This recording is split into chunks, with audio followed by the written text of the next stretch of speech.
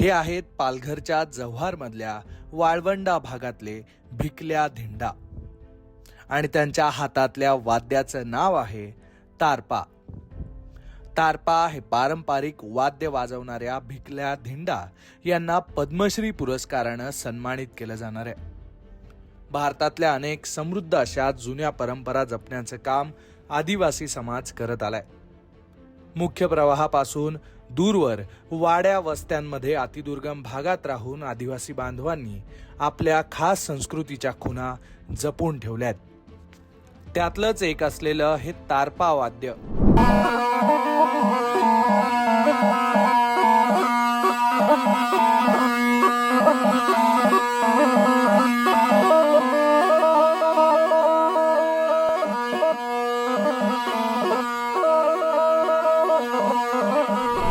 भिकल्या धिंडा हे गेल्या 80 वर्षांपासून हे तारपा वाद्य वाजवत आहेत.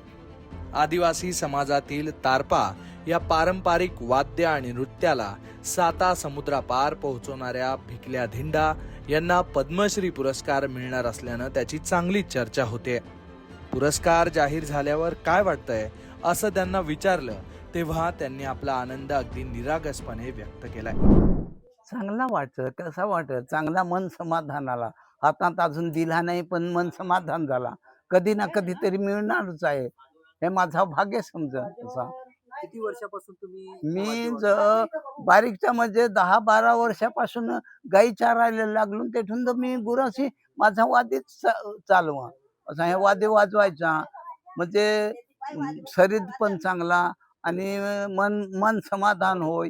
त्याच्यात जे काय मी देवाची आराधना करत ते तुम्हाला माहित नाही पडल, पण त्याचा ऐकाय मन समाधान चांगला वाटत. किती किती कशाने हे तयार केलं जातं? काय हे माडाचं पात आणि हे बंबू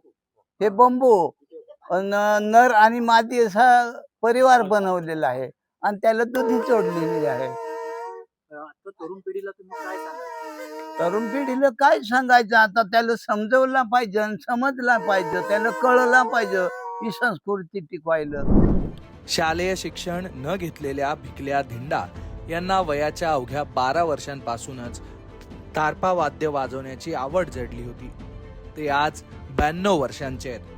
त्यामुळे मागच्या जवळपास 80 ते 90 वर्ष ते हे तारपा वाद्य वाजवत आलेत.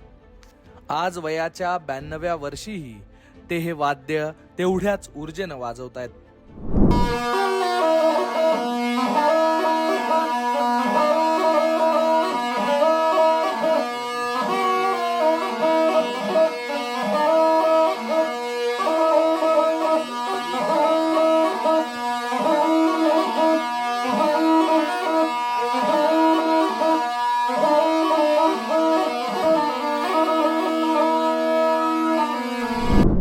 भिकल्या धिंडा यांच्या तारपाचा आवाज भारतासह इतर देशांमध्येही पोहोचलाय.